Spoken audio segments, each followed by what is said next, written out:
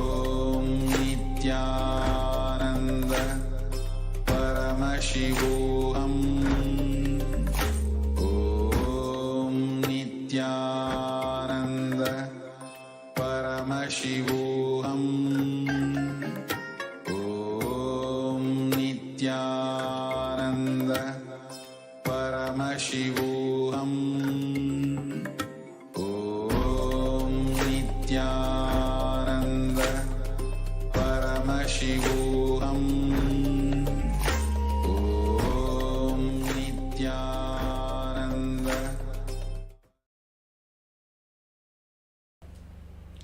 Whatever the plans you have put down for this next 1 year, put all that in Paramashiva's plane. Of course, we might have put our own fear-based, past experience-based plans. Let's move all everything. Put all your plans into Paramashiva's plane. How he will manifest. Even if it's a health, how he will manifest that health. Even if it's a wealth you want to manifest in the next 1 year, how he will manifest the wealth in your life. Just put all your plans into Paramashiva's plane now.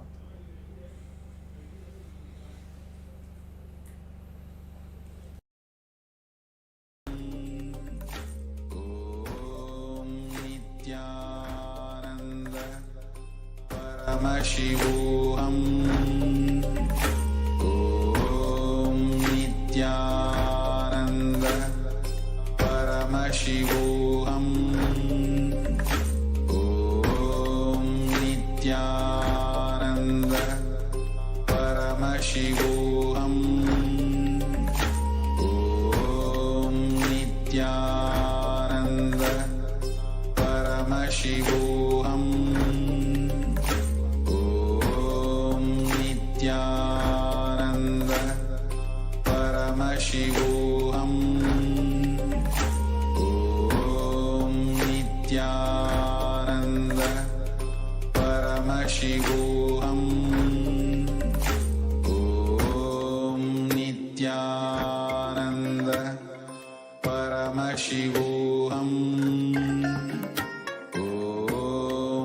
Nithyananda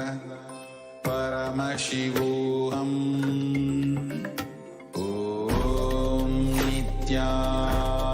Nithyananda Paramashivoham. Om Nithyananda Paramashivoham. Om Nithyananda Paramashivoham. Om Nithyananda Paramashivoham. Om Nithyananda Paramashivoham. Om Nithyananda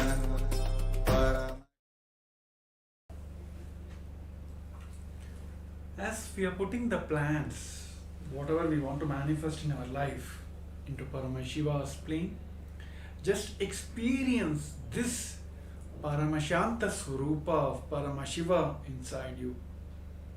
Just declare this every time you offer your plans about everything in this way into Paramashiva's, Paramashanta's plane. He will just bless the entire planets to make them and make your plans into reality. So this is the best way that all of us will manifest the reality we want to manifest in our life. Whether it's about health or you want to pass down in your exams or whatever the reality you want to manifest in your life, every time offer this as in the Paramashiva's Paramashanta plane. With that, you will just bless the entire world, entire universe to make that into reality. So let us practice this, let us experience this Paramashanta Swarupa of Paramashiva always inside us.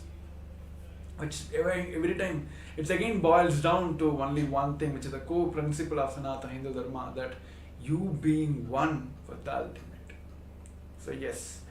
So with this powerful space, let us enter into the power manifestations.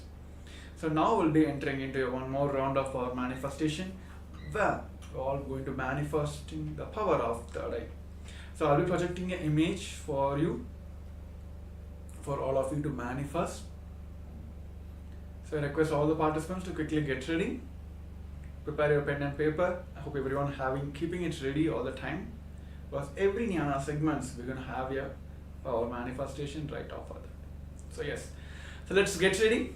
Let's put your eye bands.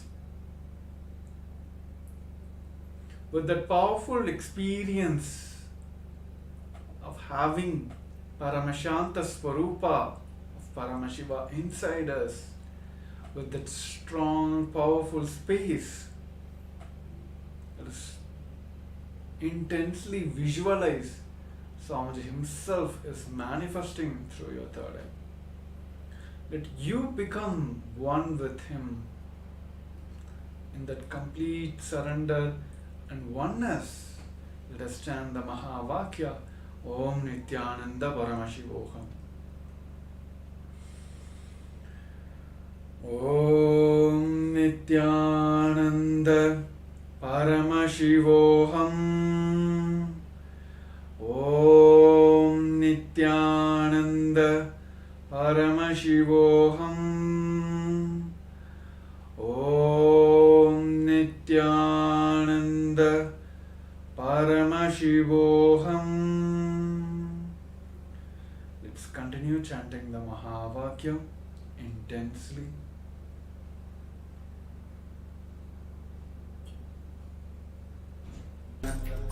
Paramashivoham.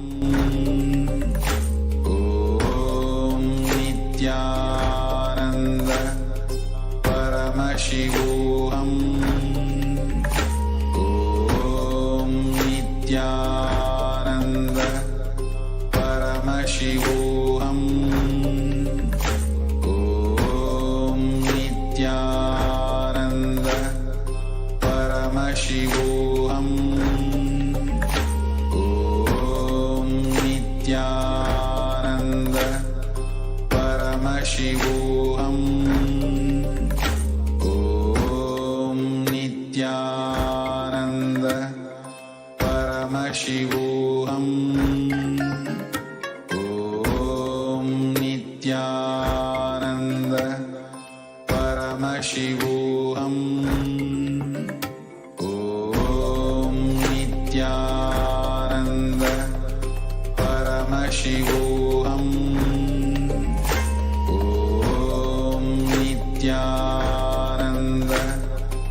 Paramashivoham. Om Nithyananda Paramashivoham. Om Nithyananda Paramashivoham.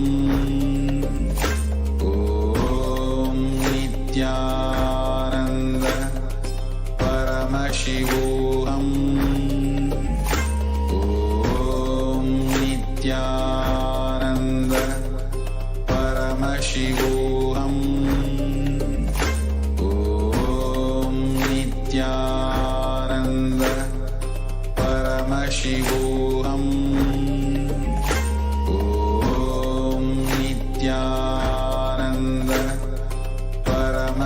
Paramashivoham. Om Nithyananda Paramashivoham. Om Nithyananda Paramashivoham. Om Nithyananda Paramashivoham. Om Nithyananda Paramashivoham.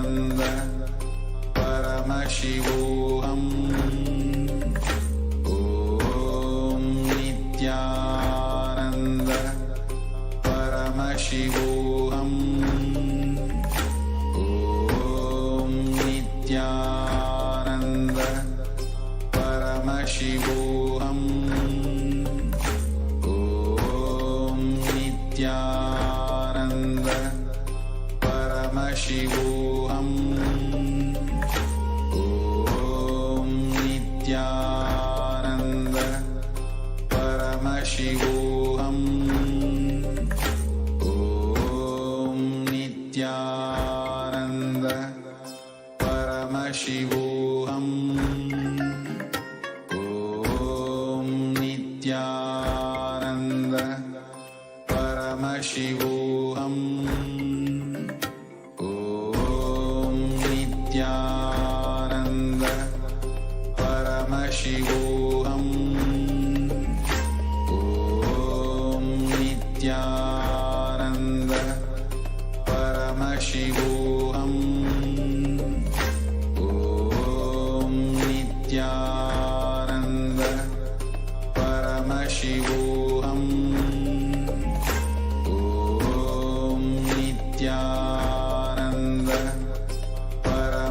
Paramashivoham.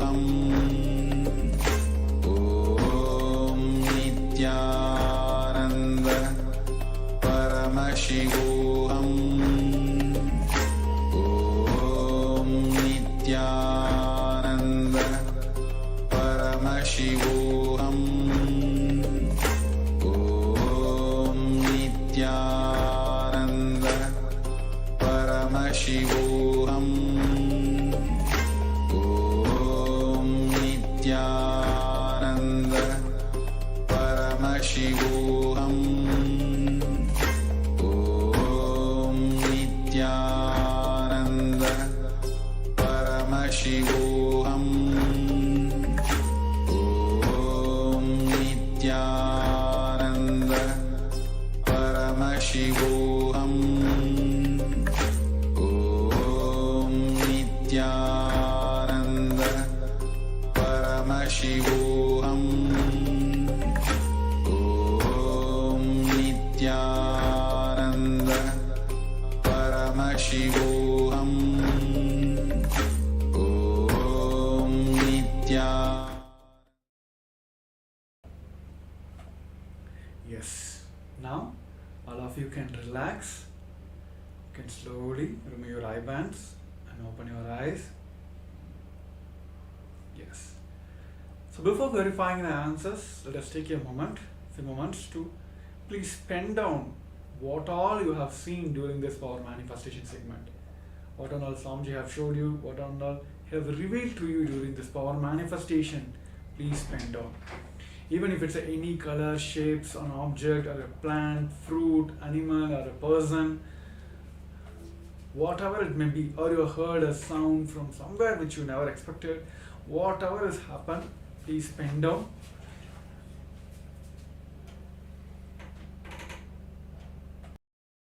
Please do use a Zoom chats and post it in the comment sections also. Now all the viewers who are watching us live on all the social media platforms, please use the inbuilt comment section also to share what you have seen during this power manifestations. With new due time, let us also verify our answers now. So here, the image of orange, the fruit orange, is projected for all of you.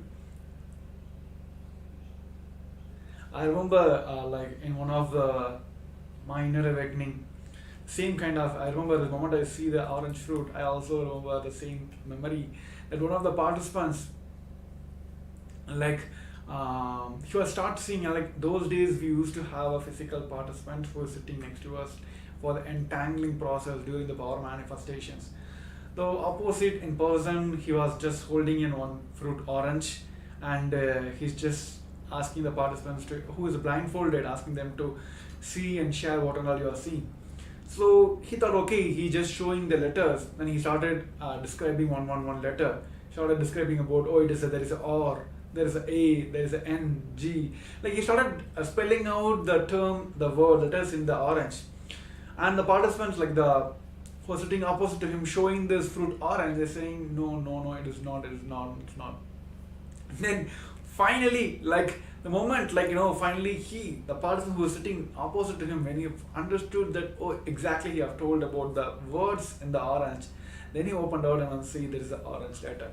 So that's how it is not that during this process of manifesting this power manifestation one by one, he will start playing with you in multiple ways. And of course, at the end, he will give as like naked eye, you are able to manifest the third eye.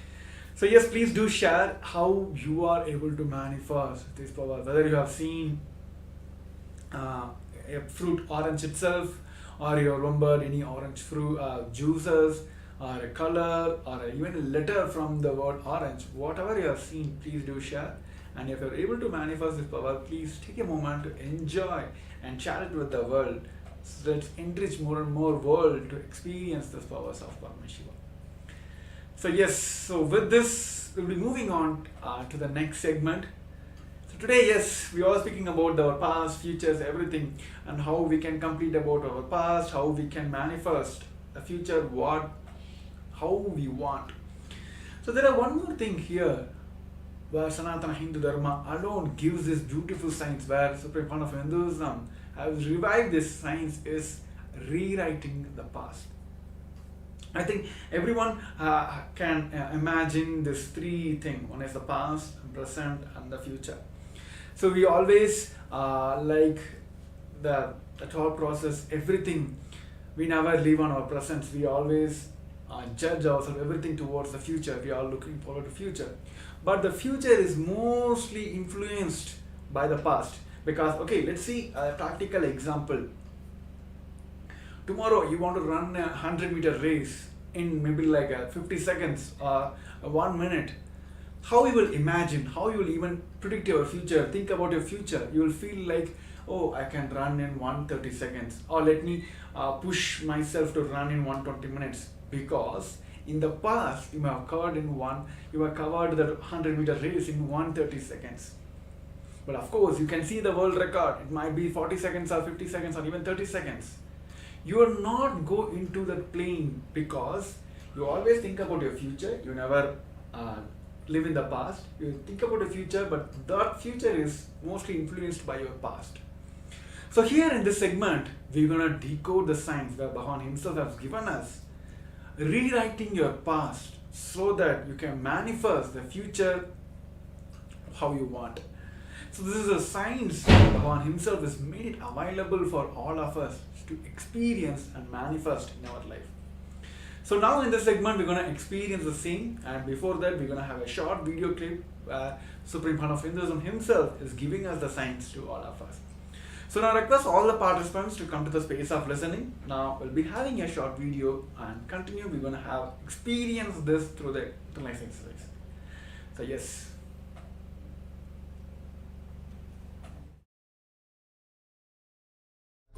Paramashivoham. Om Nithyananda. Paramashivoham. Om Nithyananda. Paramashivoham. Om Nithyananda.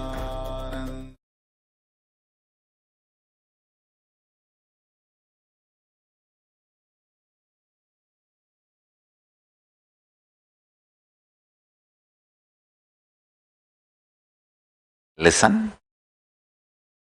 Listen. I want to tell you two things. One, the scientific values. I was studying what makes something as a science, the definition of science, what makes something as philosophy, what makes something as mythology, what makes something as history. I was studying definition of the qualities and the substance. What is the substance and what is the quality? Declares something as a science, something as mythology, something as history, something as philosophy. I tell you, after thoroughly studying,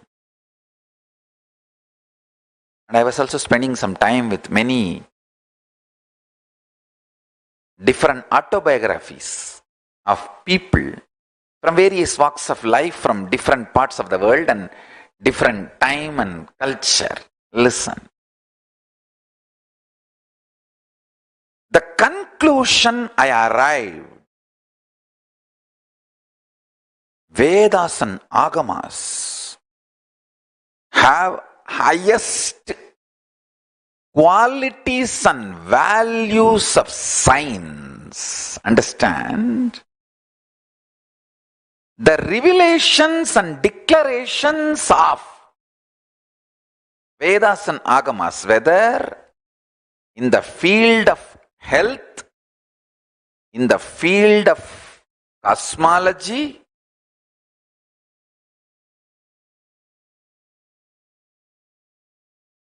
from simple healing your stomach pain to knowing the whole cosmos. The revelations of Agamas have higher quality and scientific values than anything declared as science in the world. Just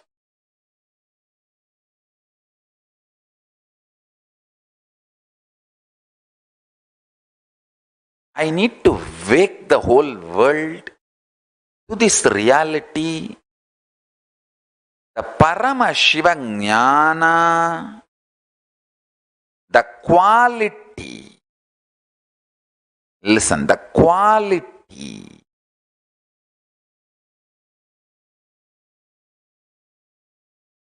the values declared as the definition for defining something as a science. One example, that objectivity, ability to reproduce, reproducibility. There are multiple qualities of science. If you conduct an experiment, if you conduct a trial, if you observe, it should match all these scales. Only then you can call something as science. Those basic values, substance which makes science a science. If you see the declarations and revelations of the Vedic Agamic truths, what is revealed in Vedagamic truths is more scientific than anything called science on the planet Earth. My life's mission is to make humanity wake up to that reality.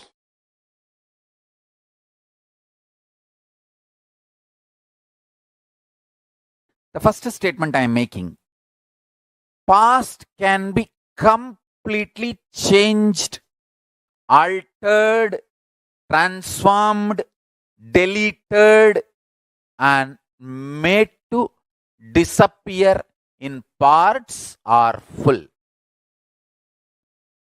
and rewritten as we want. I do not want to leave any doubt. That is why multiple words I am using. Past can be fully deleted, or half deleted, or partly deleted, deleted as we want. It can be transformed fully, partly, as we want. it can be changed, rewritten fully, partly, or as we want. Understand?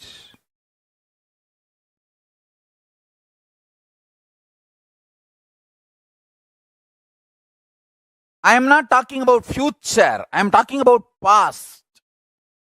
Let me repeat. If you think you missed it, I am repeating. The past which you think is over, gone, that can be changed, transformed, rewritten, deleted, fully, partly, or as we want, part by part, the parts which we want. Understand?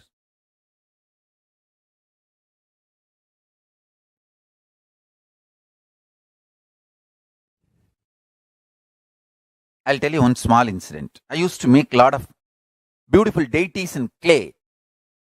I'll collect the clay after the Ganesh Chaturthi. The vendors, the people who make clay Ganeshas, they are basically the traditional family of Kuyavar family. The families who make pots and sell in the village. That families, they make Ganesha during the Ganesh Chaturthi. They bring clay from their lake nearby their house and bring it to the main center of the small town. I don't want to say town. Those days it was not town. It was a small town. They bring the clay and make Ganesha and sell, and the remaining clay they just leave it and go. And the local shop owners, they feel that remaining clay is a big headache to remove. I'll go and collect all of it and start making deities out of it. So I used to make a lot of deities and keep for Navaratri and make Navaratri Utsavam. My neighbor, all my neighbors were part of larger family. So my neighbor, one of my grandmother, either they are part of the blood relatives or distant relatives or literally like a friends and same family. And neighbor, we had one of my grandmothers. I do not know how she is related to me directly or indirectly. Her name is Pattamma, we used to call, and she's a very sweet person. Her husband, one of the grandfathers, how directly or indirectly is related, I don't remember. He told me once, instead of wasting whole day making this deities on your own, just spend few rupee in the shop, you will get it and bring and keep it and celebrate Navaratri. Those days I used to be having darshan of Arunagiri Yogeshwara.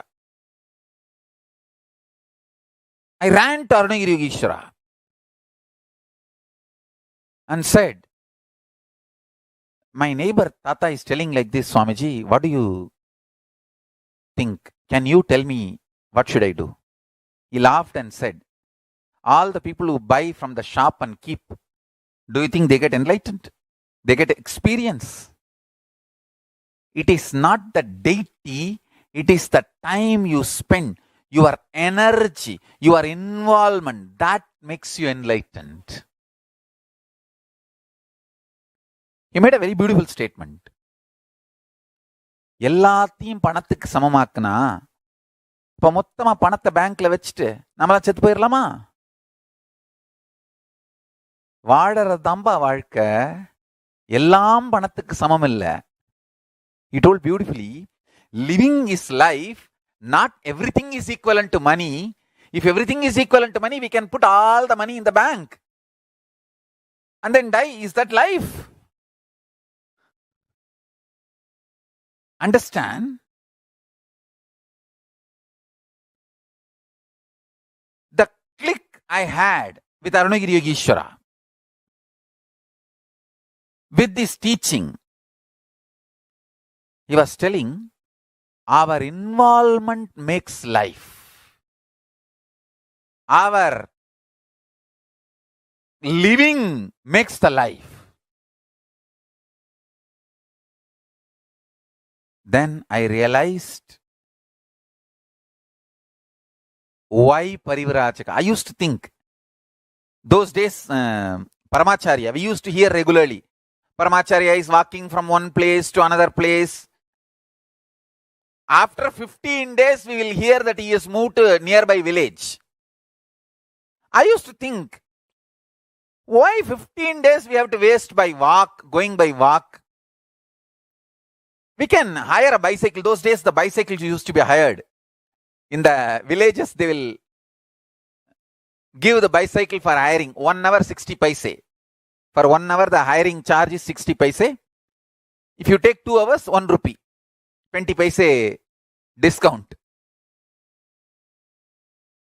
The bicycle they will give for lending. Lending bicycle used to be the tradition those days. I used to think, even then I never used to think that let us have a car and all that. We can just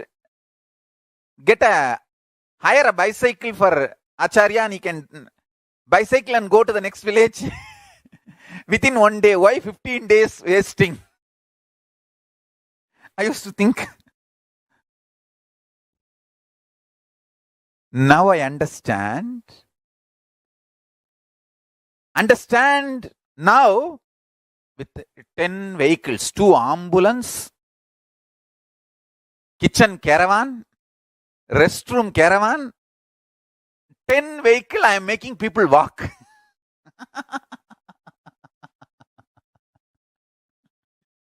Because I know. Listen, I am making this statement very consciously.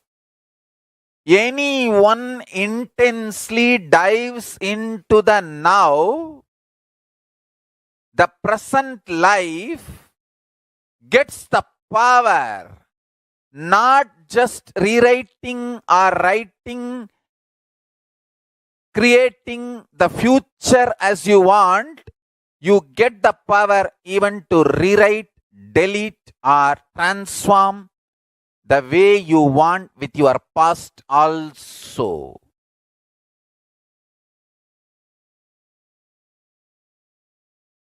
You may think Swamiji will always exaggerate. No.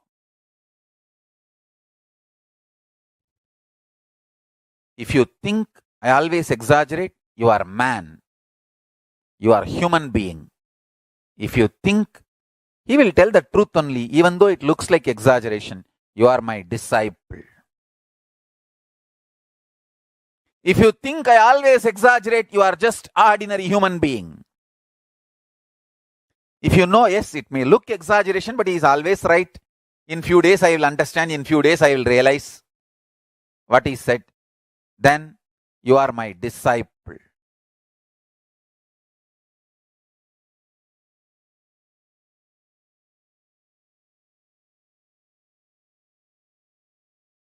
If somebody slaps you, the pain of the slapping disappears in few minutes. But the suffering that he slapped, the psychological effect, who slapped, why slapped, and all the repercussions, that continues to haunt you. Understand? That is why I am saying the matter is different and mind which perceives the matter is different. All suffering is from mind, not from matter. Matter maximum can cause only pain, not suffering. Suffering is from mind. The buddhi, decision maker,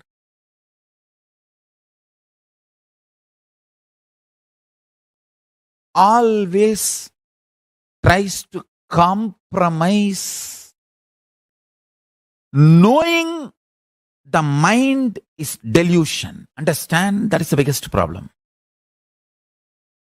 See, the buddhi knows the ultimate truth consciousness,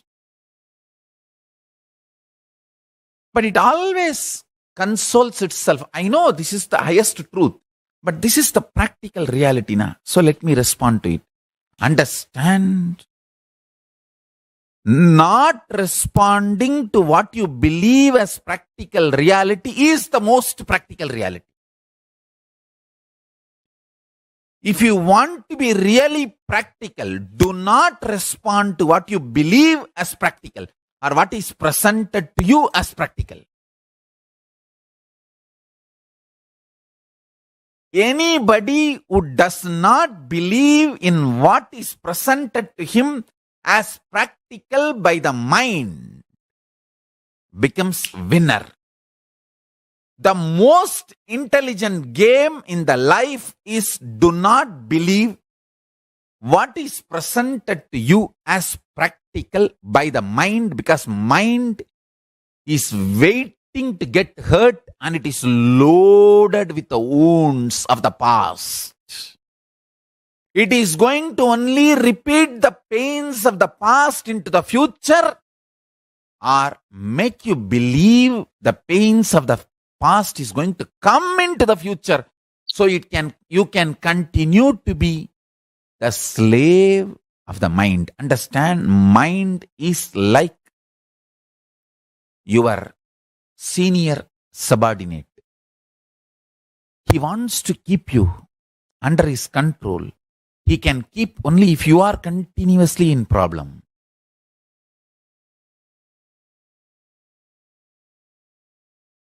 So please listen. Even listening will awaken your Kundalini Shakti and you will become enlightened. Kala is the dimension of the universe. In this dimension of existence, matter becomes energy. Energy becomes matter. Matter and antimatter nullifies each other and again becomes energy. All this happens just by will, without any effort. In this space of Kala, universes, multiverses, big bangs, black holes, planets, suns, moons, stars appear, exist for zillions of years, yugas, and dissolve simultaneously, spontaneously, without time gap chronologically. In now.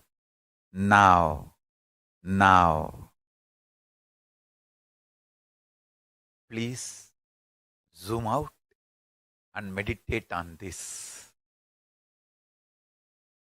Understand? When you zoom out and meditate on now, when I am talking about now, I am not talking about Buddhist shunya now, that nothingness now. No. I am not against Buddhism. I am not disrespecting Buddhism. Please understand. But I am not talking the Buddhist nothingness now. No. I am talking Hindu Purnatva now. In Hinduism, now, present moment is the time where your consciousness meets Kala, where Kala enters your consciousness. So, in this now, universe's race exists for zillions of yugas and dissolve without time gap chronologically. It hurts our brain. How can it exists zillions of years. And the next statement Swamiji is saying, no time gap. I wanted to tell you the idea of zillions of years, trillions of years, billions of years is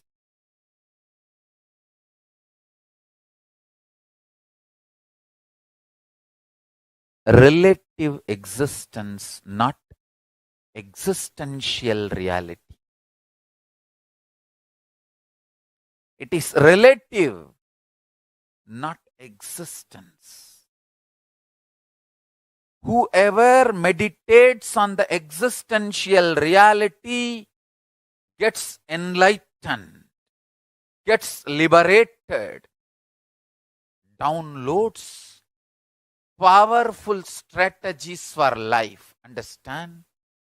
All matured strategies for life, powerful strategies for life comes from Upanishad, Vedas and Agamas. Vedas and Agamas are Akashic records of Kailasa. Please understand.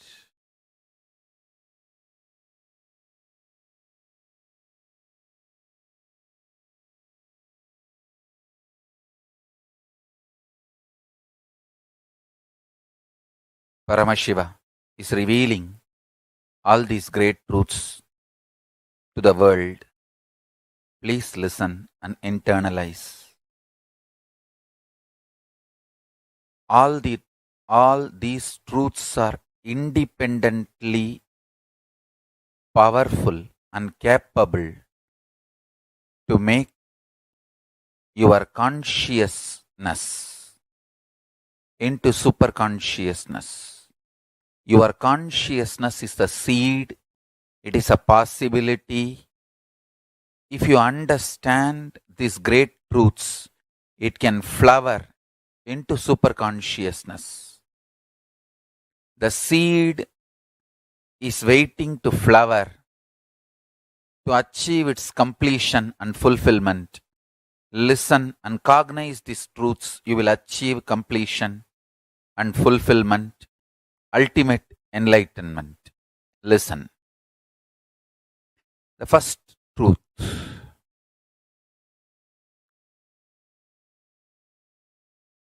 Kala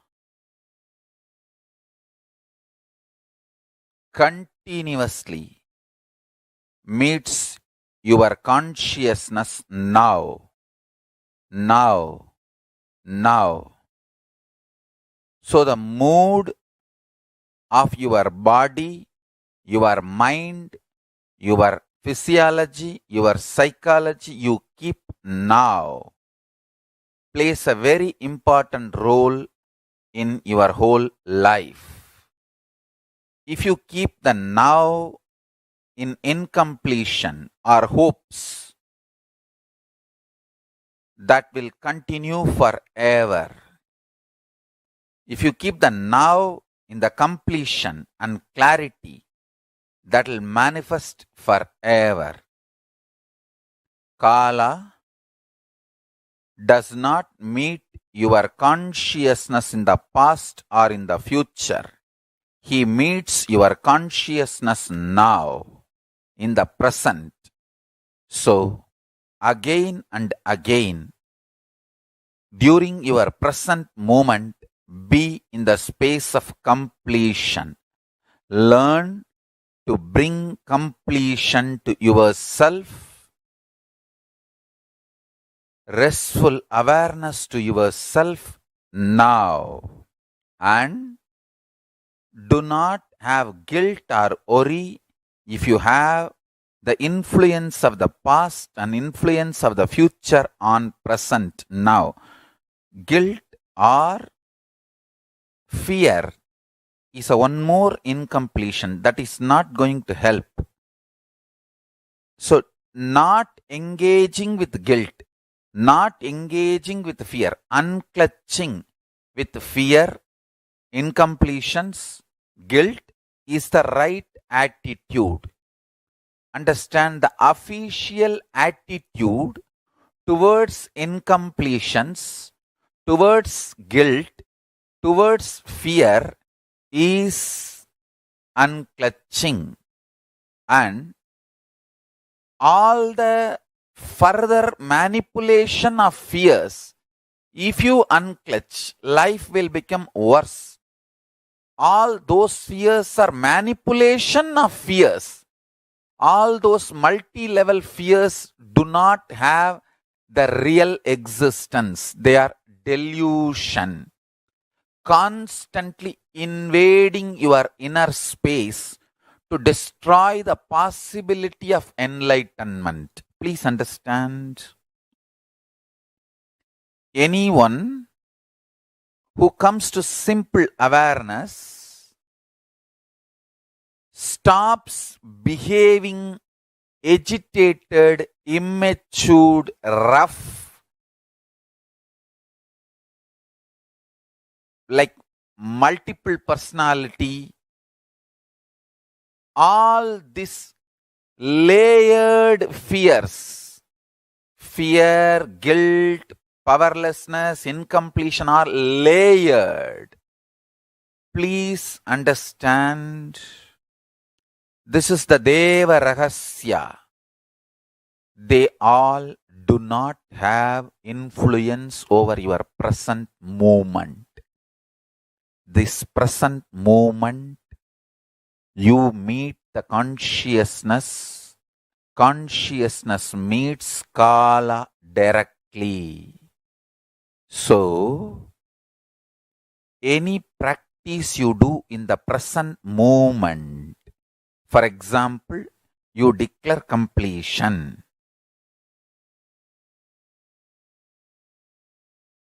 Immediately, even 2000 years of incompletion has no power over you.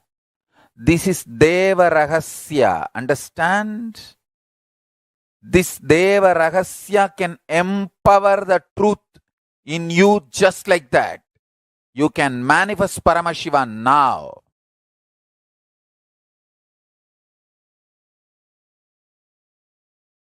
Hinduism not only claims, it declares, not only the future can be built as you want, the past can be altered as you want. If you start practicing completion from today, every night, not only you will build your future as you want, I give you the power to change your past as you want. Start practicing completion intensely, sincerely every day, you will understand. Building the future as you want is possibility. Changing the past as you want is power. Understand? Building the future as you want is a possibility. Changing your past as you want is power. This power and possibility, both possibility to build the future, power to change the past, both starts manifesting in you when you start doing completion intensely every day.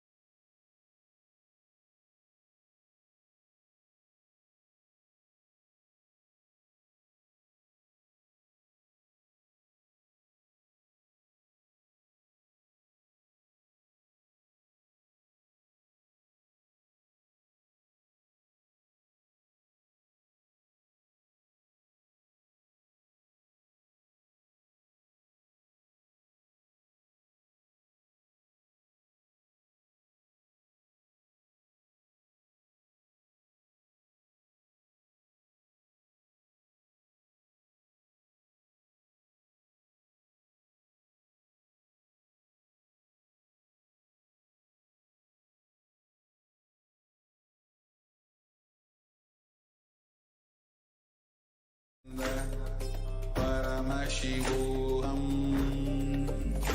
Om Nithyananda. Paramashivoham. Om Nithyananda. Paramashivoham. Om Nithyananda. Paramashivoham. Om Nithyananda. Paramashivoham. Om Nithyananda. Paramashivoham. Om Nithyananda. Paramashivoham. Yes. So now we have heard from the Supreme Pontiff of Hinduism the very science about rewriting our past to manifest the future what we want. Here the cosmic principle, the truth, the main truth is our past can be altered, changed and completely, like you can come out of the entire past, the sense of all the past incompletion you had, all the discomfort moments you had in your life, which is still you carry, you can come out of that. Just by altering the past, this science of altering the past can give you the tremendous completions which you hold on to for the past completion.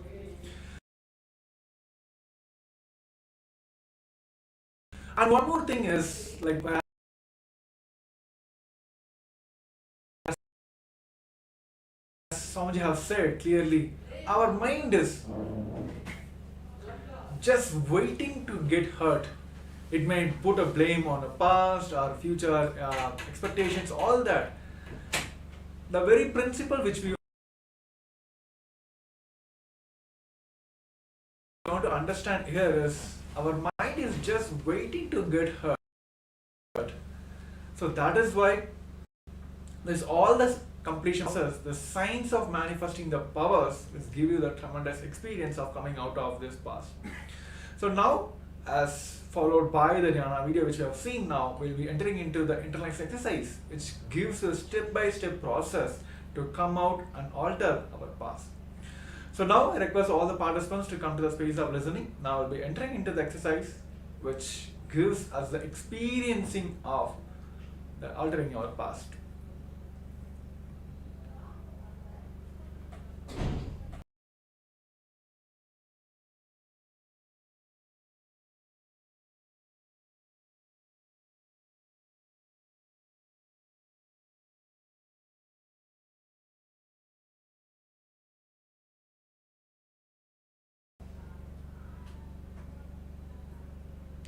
So now we'll be entering into the exercise which Bhagavan himself has given as a Deva Ragasya of rewriting your past to alter your future.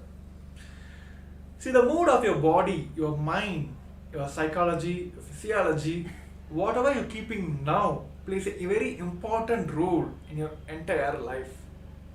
If you keep the now in incompletion, or the hopes that you continue forever. If you are keeping your mind now, the body or psychology, everything in an incompletion space now, it will continue forever.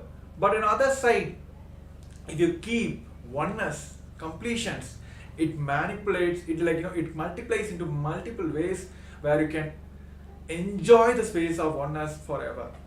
So this process we will be entering and doing now, which rewriting our past, so that all our incompletions will just wipe off.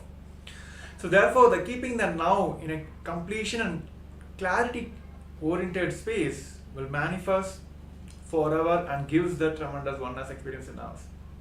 So now we'll be taking a 10 minutes, and of course this technique can be practiced whenever you get a time, whenever you feel that the life is not manifesting the way you want. Just sit down and do this process every time. So if you start consciously deciding that I will start manifesting, practicing completion from today, from now, that itself will give a tremendous power to complete with all the past you have in your life. If you start practicing completion from today, every night, not only you will build your future as you want, it gives the power to change your past as you want. So here the completion is the tool, and your will persistence to do this process every day is a tremendous power, not only to complete now and complete from your past also. So now request all the participants to sit and consciously decide and practice completion now. Whatever you have written in the previous segment, or all your past incompletions, the suffocating moments, please sit now and do the completions. Just go back, relive and relive from all those moments now. So let us practice and experience the completion now. So I request all the participants to please bring back all the incompletions you have written in the previous segment and consciously relive all those incidents and complete with all the past. Yes, let us continue the process now. Ananda Paramashivoham Om Nithyananda Paramashivoham Om Nithyananda Paramashivoham Om Nithyananda Paramashivoham Om Nithyananda Paramashivoham Om Nithyananda Paramashivoham Om Nithyananda Paramashivoham Om Nithyananda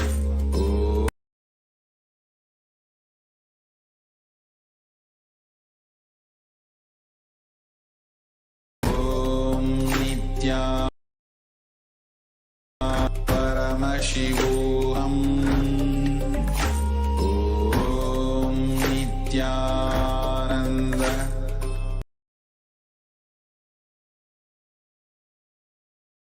Paramashivoham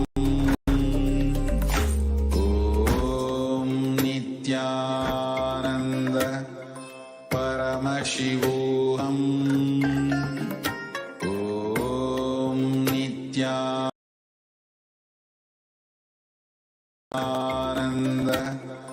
Paramashivoham Om Nithyananda Paramashivoham Om Nithyananda Paramashivoham Om Nithyananda Paramashivoham Om Nithyananda Paramashivoham Om Nithyananda Paramashivoham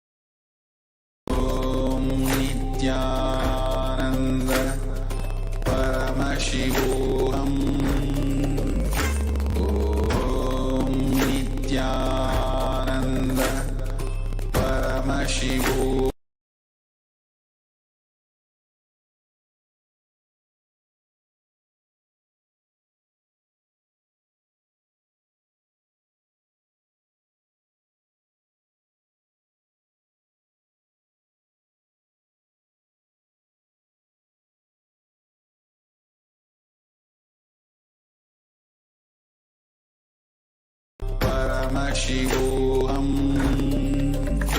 Om Nithyananda Paramashivoham Om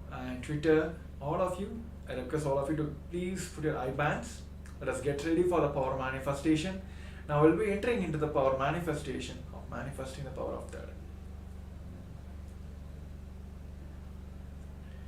Yes, let's get ready. Let's sit straight, head neck spine in the straight line. With that space of complete completion and immense oneness with Paramashiva.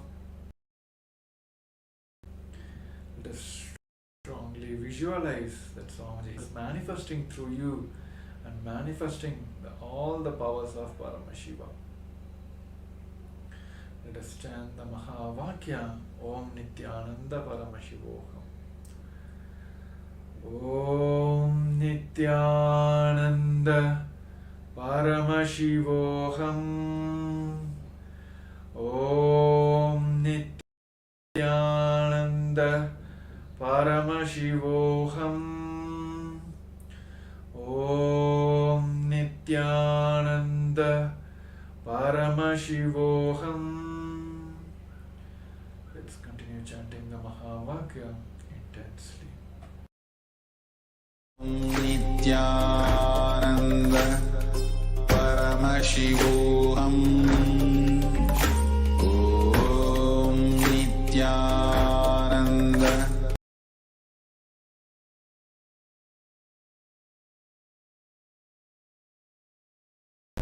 Paramashivoham. Om Nithyananda Paramashivoham. Om Nithyananda Paramashivoham. Om Nithyananda Paramashivoham. Om Nithyananda Paramashivoham.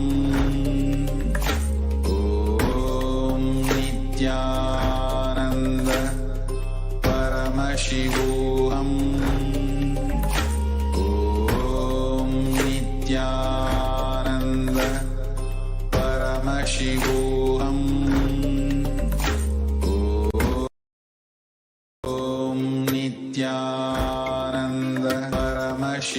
Paramashivoham.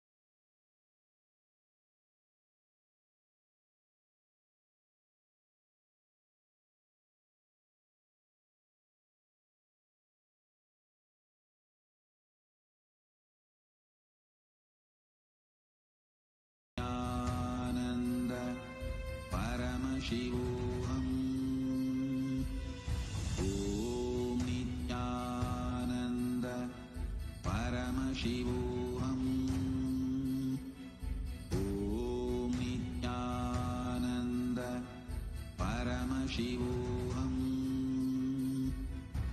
Om Nithyananda Paramashivoham. Om Nithyananda Paramashivoham.